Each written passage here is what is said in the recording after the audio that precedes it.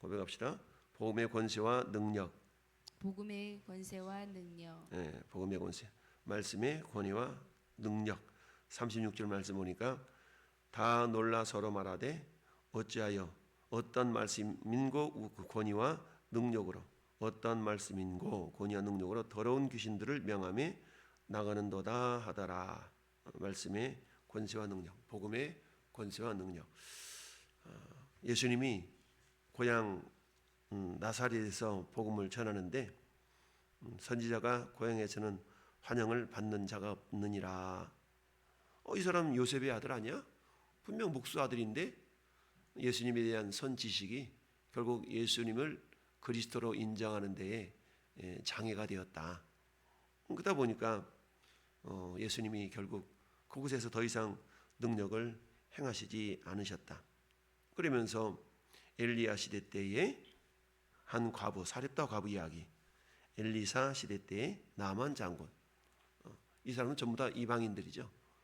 결국 본 고향 유대인들에게 있어서는 능력을 행하지 않고 결국 그 시대 옛날에도 하나님께서는 이방인들을 구원하게 하셨던 것처럼 너희들이 아니라 이방인들에게 구원을 전해야 되겠다라는 그런 의미를 이렇게 말씀하고 있다 보니까 자존심 상한 고향 사람들이 예수님을 밀치려고 하는 그런 일까지 나타나게 되었다. 화를 내면서 결국 예수님께는 그곳을 떠나시게 되었는데 예수께서 그들 가운데로 지나서 가시더라. 그리고 가신 곳이 오늘 31절에 가버나움 동네에 내려가셨다. 그러니까 가버나움 동네에 내려오사 안식일에 가르치심에, 지리적으로 말하면 가버나움이 나사렛보다 더 북쪽에 위치하고 있는데 예루살렘을 중심으로 한다 그러면 더 내려가는 상황이 되는 것이죠. 우리가 서울 간다 근데 서울에서 서울로 올라가는 것이죠. 근데 저기 문산이나 이런 데 있는 사람들도 서울로 내려간다 그러지 않냐고 서울로 올라간다 이렇게 표현을 합니다. 서울을 중심으로 생각할 때 그렇게 된다는 얘기죠. 그런 것처럼 갈릴리의 가버나움 동네에 내려오사 안식일에 가르치심에, 나사렛에서 이 가버나움과 이 거리는 직선 거리는 한 50km 정도가 되는데요.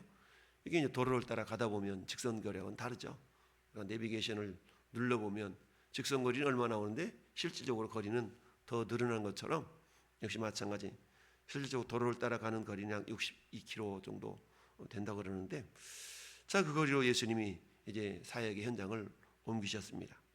그래서 그 동네에 오사 안식일에 가르치심에, 예수님은 평일에도 가르치시는 것뿐만 아니라 안식일에도 주로 회당에서 가르치셨죠.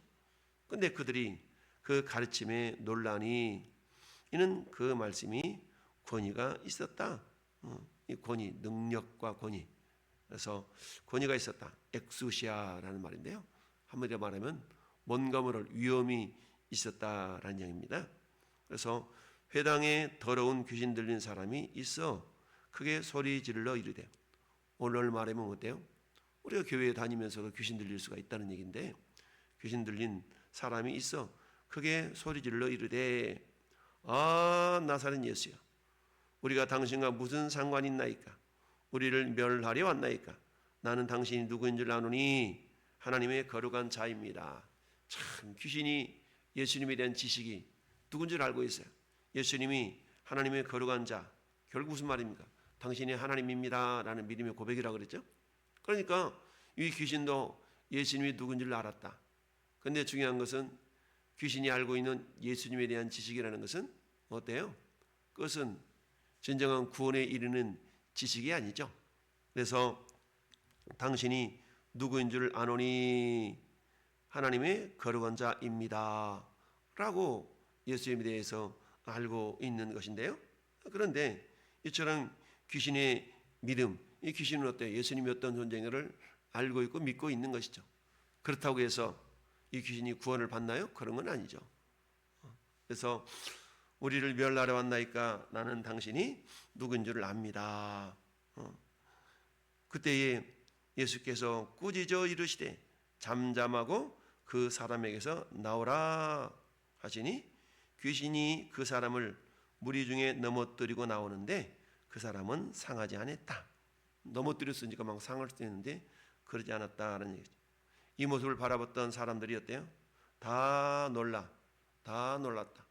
그 누구도 저럴 수 있어, 저분은 그럴 수 있는 분이야 라고 당연하게 여기지 아니하고 다 놀라 서로 말하되 이 어떠한 말씀인고 권위와 능력으로 더러운 귀신을 명함에 나가는도다. 어떠한 말씀인고. 여러분, 이 말씀은 요한복음 1장에 태초에 말씀이 계시니라. 그때 그 말씀은 로고스의 말씀. 어떠한 말씀인가? 그 말씀이 육신이 되어 우리 가운데 거하심에 그의 권세의 능력을 보니 아버지 독생자의 영광이요 은혜와 진리가 충만하더라. 태초에 말씀으로 계셨던 주님이 이 땅에 육신을 입고 오신 분이 예수님이시죠. 그러니까 그분에게서 나오는 말씀은 당연히 하나님의 권세니까 나타날 수밖에 없다라는 이야기인데, 우리야 이미 성경을 통해서 알고 있지만 그 당시에는 그런 어떤 내용들을 알 수가 없었던 것인데, 예수님이 직접 권세를 보여주심으로 말미암아 귀신 들린 사람이 귀신이 쫓겨나가고 온전해진, 성화해진 그 모습을 보면서 사람들이 놀라지 않을 수가 없었다라는 얘기입니다. 여러분, 우리가 신앙생활을 하다 보면 겉은 온전한 것 같은데 속이 병들이 있는 경우도 많고 귀신 들리는 경우도 있고 그렇다는 얘기죠. 마태복음 12장에서는 어때요? 귀신 들린 사람, 귀신이 그 사람에게서 나가서 물 없는 곳으로 쉴 곳을 찾아다니지만 찾지 못했다. 그래서 어때요? 예, 내가 나온 내 집으로 돌아가리라 하고 와보니 청소되고 수리되고 비어있어. 그러니까 자기보다 더 악한 귀신 7을 데려 들어가서 거하니까 그 사람의 나중 형편이 전보다 더 심하게 되었더라 라는 말씀이 있죠. 여러분, 우리 가운데 성령이 충만하지 않고 말씀으로 충만하지 않고 빈 공간이 생기면 귀신같이 알고, 마치 요한복음 13장 2절 말씀처럼 마귀가 사탄이 가룟 유다의 마음에 예수를 팔려는 생각을 넣었다 라고 했죠. 생각으로 찾아오고 생각으로 역사할 수도 있고 귀신이 역사하는 방식은 다양한데요, 이처럼 우리 안에 하나님의 말씀으로 충만하지 않으면 빈 공간을 비집고 귀신이 역사할 수가 있다는 것을 오늘 본문을 통해서 우리가 알 수가 있는데요, 아무리 그렇다 할지라도 예수님의 권세는 그런 악한 귀신도 다 물리쳐 이길 수 있는 그런 권위, 능력이 있다라는 얘기죠. 여기서 능력이라는 말은 우리가 잘 아는 오직 성령이 너희가 임하시면 너희가 권능을 받고 할 때 그 권능이라는 단어와 여기 능력이라는 단어가 두나미스라는 단어, 두나미스라는 단어에서 다이너마이트가 왔다 그랬죠. 폭발력 있는 그 다이너마이트. 그런 것처럼 권위와 능력으로 더러운 귀신을 명함에 나가는도다라고 말합니다. 여러분, 우리 교회를 다니면서 신앙생활을 하는 자 가운데 귀신과 같은 그런 어떤 귀신의 믿음을 가진 자들이 있을 수가 있다라는 것이죠. 여러분, 귀신 믿음을 가졌다는 얘기는 뭡니까? 한번에 보면 귀신은 어때요? 이간질하는 자의 그야말로 하수인이기 때문에, 마귀 사탄의 하수인이기 때문에 어때요? 서로 교회 공동체 속에서 섞이지 못하는, 그야말로 이들은 주님께 순종하고 서로 교제하는 것을 굉장히 싫어합니다. 그러다 보니까 어때? 개인 플레이를 많이 할 수밖에 없고 섞이지 못하는 그런 어떤 모습들을 보이게 되고 연합하지 못하는 그런 모습을 보이게 됩니다. 그리고 복음에 대해서 굉장히 부정적이고 적대적인 이런 모습을 보이는 경우가 많이 있죠. 야고보 사도도 야고보서 2장 19절에 네가 하나님은 한 분인 줄을 믿느냐? 잘하는도다. 귀신들도 믿고 떠느니라. 그러니까 귀신이 믿음을 가졌다고 해서 구원을 받는 것은 아니다라는 사실입니다. 그래서 하하 헛하는 사람아, 향함이 없는 믿음이 헛것인 줄을 알지 못하느냐라고 말씀을 하죠. 결국 귀신의 믿음을 가진 자는 뭐하지 않는다는 얘기입니까? 입으로만 즉 향함이 없는 그런 모습을 보이는 자다라고 합니다. 이처럼 예수님의 권위와 능력, 그분의 입에서 나오는 말씀은 귀신도 쫓아낼 수 있는 그런 어떤 능력이다. 뿐만 아니라 어때요? 38절부터 41절까지는 온갖 질병을 고쳐주시는 그런 능력을 또한 보이게 되죠. 42절부터 44절까지는 복음을 전하는 그런 어떤 사역을 말씀하고 있습니다. 이 세 가지 상황 전부 다 한마디로 말하면 말씀의 권위와 능력을 선포하시는 그런 내용으로 통일성을 가질 수가 있다라고 볼 수가 있는데요. 자, 그랬더니 어떤 일이 발생합니까? 37절에 이에 예수의 소문이 그 근처 사방에 퍼졌다라는 얘기입니다. 자, 우리가 사탄의 매임으로부터 노임을 받을 수 있는 비결은 다른 방법이 없다. 오직 예수 그리스도를 의지하는 길밖에 없다라는 사실을 우리가 알 수 있습니다. 그래서 우리가 주님을 의지하고 우리를 사랑하는 예수 그리스도로 말미암아서 우리가 넉넉히 이긴다라고 말씀하고 있죠. 오직 주님을 의지하는 그 신앙, 그 믿음만이 이와 같이 사탄의 권세에서 해방될 수 있는 그런 유일한 기름을 기억하고 우리는 날마다 주님과 동행하며 그분의 말씀을 선포하고 어떤 사단의 생각이 나를 침범하지 못하도록 우리는 날마다 말씀과 기도로 성령 충만함을 유지해야 나가야 될 줄로 믿습니다. 37절 말씀 보니까 예수의 소문이 그 근방에 근처 사방에 퍼졌다라는 얘기죠. 여러분, 전에 여러분들이 구원받게 된 것은 어머니 뱃속에 있을 때부터 내가 예수 믿고 아멘 하고 나오는 건 아니죠. 그 누군가에 의해서 우리가 복음을 전해 듣고 우리도 예수를 그리스도로 믿고 구원을 받았다는 사실을 우리는 잊지 말아야 됩니다. 그러니까 어때요? 예수의 소문이 그 근처 사방에 퍼지니라. 소문이 퍼졌다는 얘기는 소문을 내는 자가 있었다는 얘기입니다. 마찬가지로 우리의 사명은 뭡니까? 예수 그리스도를 소문내는 사명이 우리에게 있습니다. 그 사명을 우리가 잘 감당할 때 우리의 소문을 듣고 그들도 어때요? 예수를 믿고 구원함을 얻을 수가 있는 것이죠. 그런데 어떻습니까? 세상은 예수님을 믿어도 그야말로 어떤 모범된 그런 어떤 모습을 보이지 못하는 일들 때문에 야, 저 사람 보면 저 사람도 예수 믿는데 했더니 저 사람 봐서는 나 예수 믿고 싶지 않아. 이런 경우들이 얼마나 많습니까? 저는 여러분을 통해서 세상 사람들은 누구를 통해서 예수님을 알아요? 우리 믿는 자들을 통하여 하나님이 어떤 분인가를 깨닫게 되죠. 그렇기 때문에 우리는 어때요? 그리스도의 거울이요 그리스도의 영광 아니겠습니까? 우리를 통하여서 예수님의 영광이 나타나야만이 세상 사람들이 야, 나도 저 사람을 보니까 나도 예수 믿고 싶다. 나도 한번 교회 한번 다녀볼까? 이런 생각을 가질 터인데 예수 믿는 사람들이 세상에서 소금의 역할, 빛의 역할을 감당하지 못할 때에 그야말로 맛을 잃은 소금처럼 밖에 버리워 밟힐 수밖에 없는 것이 오늘의 현실인 것을 우리가 보게 되는데요. 어쨌든 그럼에도 불구하고 저나 여러분들은 말씀의 권위와 능력을 우리가 온전히 믿고 내가 먼저 그 권위 앞에 겸손하게 순종할 때에 하나님의 권위가 나를 통해서 또한 나타나게 될 줄로 믿습니다. 자, 예수님이 소문이 막 퍼져나갔어요.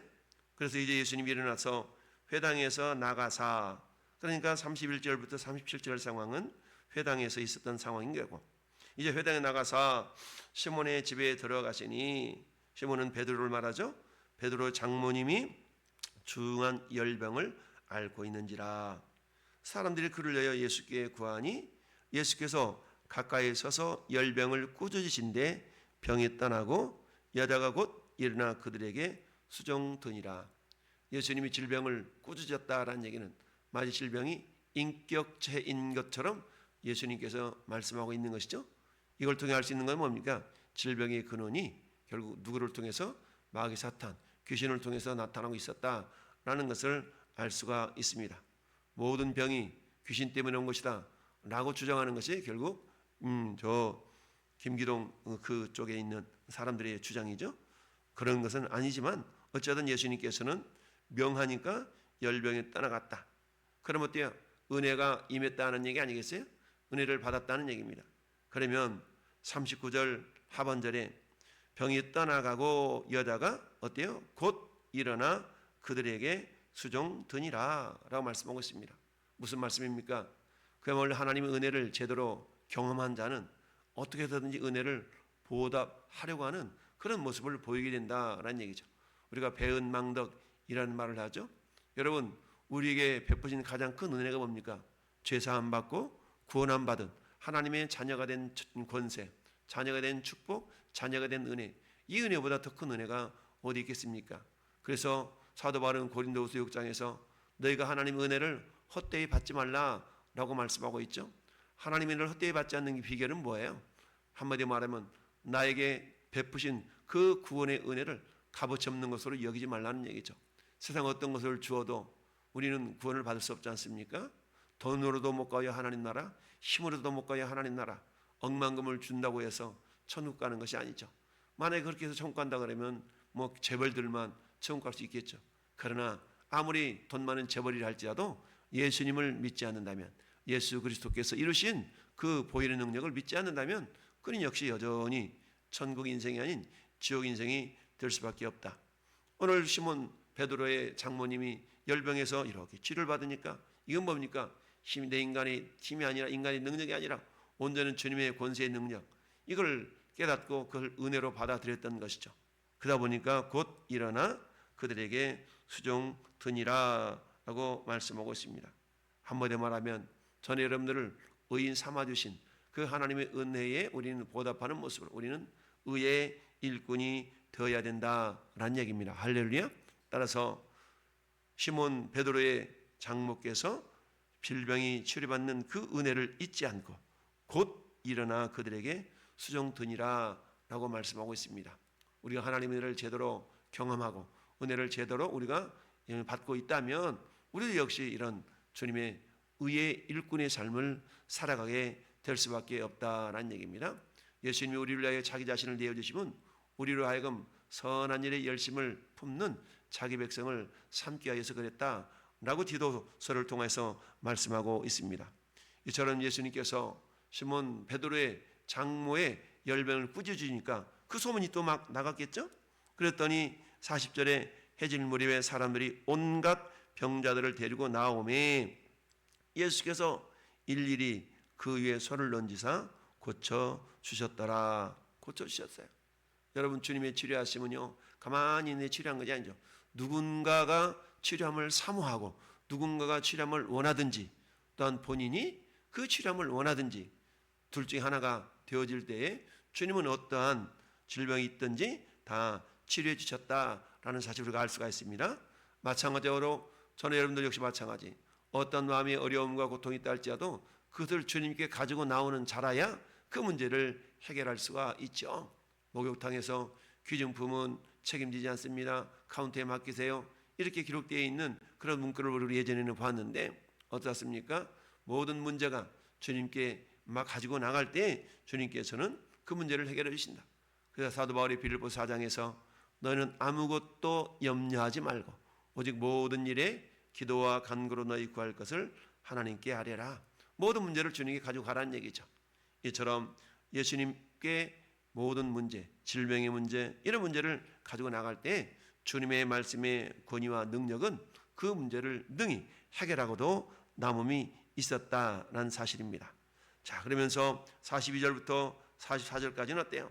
날이 밝음에, 그러니까 저녁에도 치료를 하시고 고치 주일날에는 우리 말하면 주일이죠. 안식일에는 어땠어요?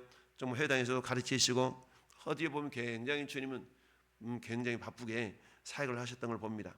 날이 밝으면 예수께서 나오사 한적한 곳에 가시니 무리가 찾다가 만나사 자기들에게 떠나시지 못하게 만류하려 하시매. 왜 그래요?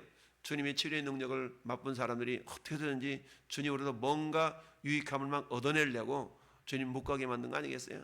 자기들에게 유익하지 않으면 그러겠어요? 뭔가 자기에게 유익한 거리가 있으니까 이렇게 주님 가지 말라고 이렇게, 이건 한마디로 말하면 이기적인 행위라고 말할 수가 있죠. 이기적인, 인간이 이기적인 동물일 수밖에 없지 않습니까? 우리 신앙이 어릴 때는 이기적이지만 신앙이 자랄수록 어때요? 이타적인 그런 신앙의 사람이 되게 됩니다.